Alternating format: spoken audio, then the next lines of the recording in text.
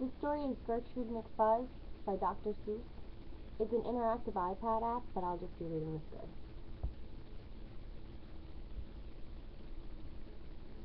There once was a girl bird named Gertrude McFuzz, and she had the smallest plain tail ever was. One droopy droop feather, that's all that she had, and oh, that one feather made Gertrude so sad. For there was another young bird that she knew, a fancy young birdie named Lola Lulu. And instead of one feather behind, she had two. Poor Gertrude, whenever she happened to spy Miss Lola Lulu flying by in the sky, she got very jealous, she frowned and she pouted. Then one day she got awfully mad and she shouted, "This just isn't fair, I have one, she has two. I must have a tail just like Lola Lulu." So she flew to her uncle, a doctor named Dake, whose office was high in a tree by the lake. She cried, "Uncle Doctor, oh please, do you know of some kind of pill that will make my tail grow?" "Tut, tut," said the doctor, "such talk, how absurd! Your tail is just right for your kind of bird." Then Gertrude had tantrums. She raised such a din that finally her uncle, the doctor, gave in, and he told her just where she could find such a pill, on a pillberry vine up on top of the hill. "Oh, thank you," chirped Gertrude McFuzz as she flew right straight to the hill where the pillberry grew. Yes, there was a vine, and as soon as she saw it, she plucked off a berry and started to gnaw it. It tasted just awful, almost made her sick, but she wanted that tail, so she swallowed it quick. Then she felt something happen. She felt a small twitch, as if she'd been tapped down behind by a switch.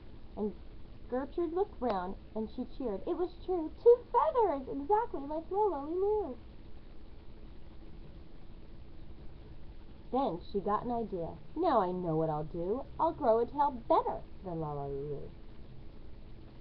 These pills that grow feathers are working just fine," so she nibbled another one off of the vine.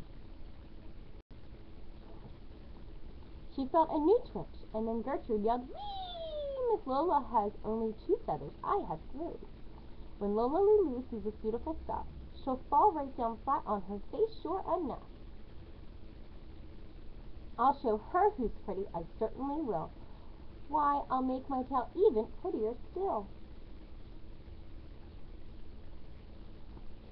She snatched at those berries that grew on that vine. She gobbled down 4, 5, 6, 7, 8, 9. And she didn't stop eating, young Gertrude McFuzz, till she'd eaten 3 dozen. That's all that there was.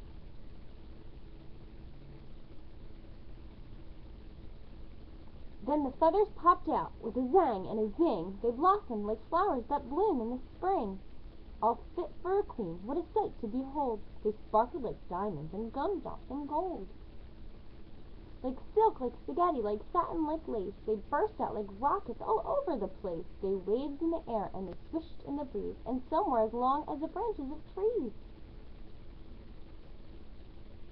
And still they kept growing. They popped and they popped until long about sundown, when they finally stopped.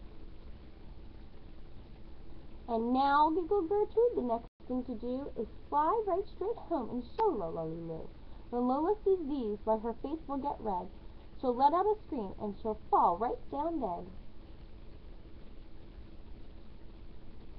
Then she spread out her wings to take off from the ground, but with all those feathers she weighed 90 pounds.